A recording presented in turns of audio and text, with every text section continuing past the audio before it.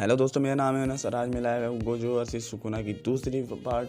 तो जिसने पहला पार्ट नहीं देखा वो पहला पार्ट देख लेना और दूसरा पार्ट मैं अभी स्टार्ट करने वाला हूँ। तो बिना किसी देर के चलिए शुरू करते हैं। Let's do this.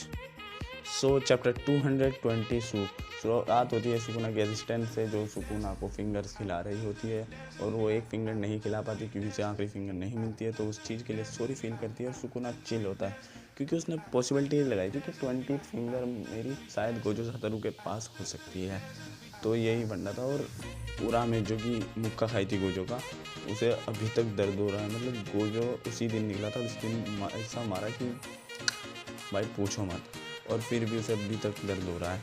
गोजो भी लाइक हमारे यहाँ यहाँ ऐसा ही होता है ब्रो, ऐसा ही होता है। और सुकुना को अगर जीतना है, सीधा सा फंडा है, जीतना है उससे तो ऑल आउट जाना ही होगा। तो फिर सुकुना शिनबुत्सु मम्मी का एब्जॉर्ब कर लेता है। लॉजिकली देखा जाए तो शिनबुत्सु मम्मी के द्वारा उसे 20 फिंगर की ताकत ही मिल चुकी है। और फिर हमें दिखाई जाती है मैं जो कि इस पॉडकास्ट करवाती है, इसका पूरा फ़ायदा उठाती है। वो पेपर से ही 5 बिलियन येन कमा लेती है। पैसा ही पैसा होगा। और भाई ऑनलाइन गैम्बलिंग अलग, मतलब क्या है ये। This is business. This is my sweat. I know, but I did business.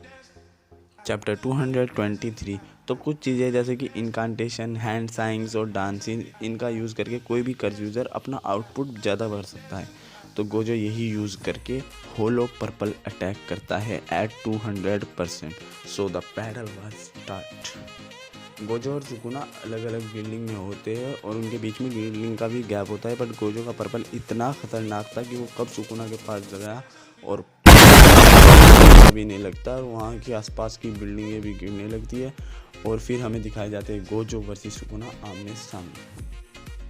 Chapter 224। इसकी शुरुआत होती है झंड से। सुकुना बोलता है तू एक नेमलेस मछली है जिसे मैं आज काट दूंगा, और गोजो बोलता है तू मेगुमी के बॉडी में है इसलिए मत समझना कि मैं तेरे पे रहम कर लूँगा, बल्कि तेरी शक्ल जिसकी साथ मैच करती है ना, मुझे उसकी मारने में मज़ा आता है। मतलब वो तोजी की बात कर रहा है जो मेगुमी का बाप था असल में।